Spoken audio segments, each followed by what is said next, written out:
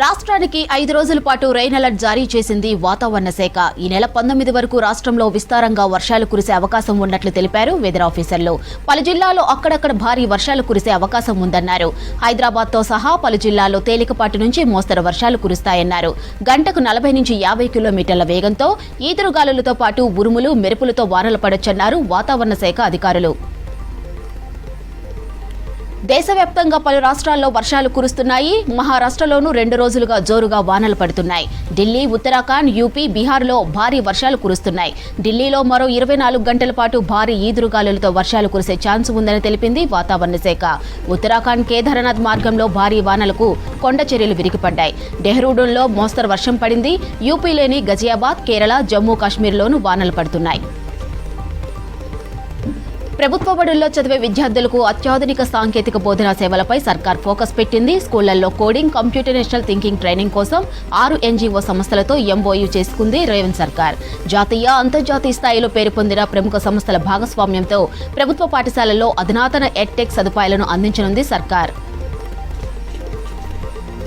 ఇవాళ రాష్ట్ర వ్యాప్తంగా 1034 రైతు వేదికల్లో రైతు నేస్తం కార్యక్రమాన్ని సీఎం రేవంత్ రెడ్డి ప్రారంభిస్తారని చెప్పారు. మంత్రి తుమ్మల నాగేశ్వరరావు, ప్రొఫెసర్ జయశంకర్ అగ్రికల్చర్ వర్సిటీలో జరగనున్న కార్యక్రమంలో సీఎం పాల్గొంటారని తెలిపారు. ఇప్పటికే రాష్ట్రంలోని 566 రైతు వేదికల ద్వారా రైతులకు నూతన వ్యవసాయ విధానం గురించి వివరిస్తున్నామన్నారు. ఇక రైతులు రైతు వేదికల ద్వారా విలువైన సమాచారాన్ని తెలుసుకుంటున్నామన్నారు మంత్రి తుమ్మల.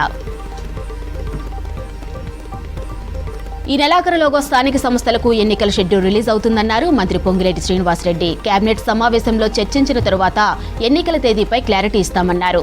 ముందుగా ఎంపీటీసీ, జెడ్పీటీసీ ఎలక్షన్స్ ఉంటాయన్నారు. అవి పూర్తయిన తర్వాత సర్పంచ్, మున్సిపల్ ఎన్నికలు జరుగుతాయని తెలిపారు మంత్రి పొంగులేటి.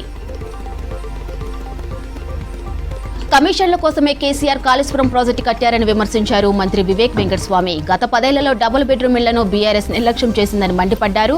ఇక సింగరేణి కార్మికుల సొంతింటి కల నెరవేరుస్తామని హామీ ఇచ్చారు. కాకా వెంకటస్వామి నిరంతరం కార్మికుల సమస్యలపై పోరాడేవారని గుర్తు చేశారు. 100 కోట్లతో చెన్నూరు నియోజకవర్గంలో అభివృద్ధి పనులు జరుగుతున్నాయంటే సింగరేణి డీఎంఎఫ్టీ, సీఎస్ఆర్ నిధులతోనే అని చెప్పారు మంత్రి వివేక్ వెంకటస్వామి. ఫార్ములా ఈ రేస్ కేసులో ఇవాళ ఏసీబీ ఎదుట హాజరు కానున్నారు మాజీ మంత్రి కేటీఆర్. గతంలో ఇచ్చిన నోటీసులకు కేటీఆర్ హాజరు కాకపోవడంతో 3 రోజుల క్రితం మరోసారి నోటీసులు ఇచ్చింది ఏసీబీ. ఇవాల్టి విచారణలో కీలక విషయాలు రాబట్టనుంది.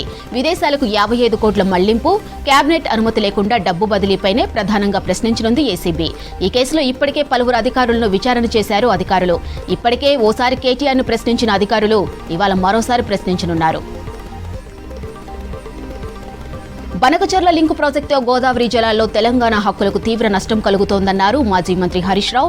ఏపీ ప్రభుత్వం ప్రతిపాదించిన 200 టీఎంసీల గోదావరి నీటిని బనకచర్ల వరకు తరలించేందుకు 3 దశల్లో ప్రాజెక్ట్ డిజైన్, కేంద్రానికి పీఎఫ్ఆర్, ప్రీ విజిబిలిటీ రిపోర్ట్ సమర్పించడం తెలంగాణ నీటి హక్కులను కాలరాయటమే అన్నారు.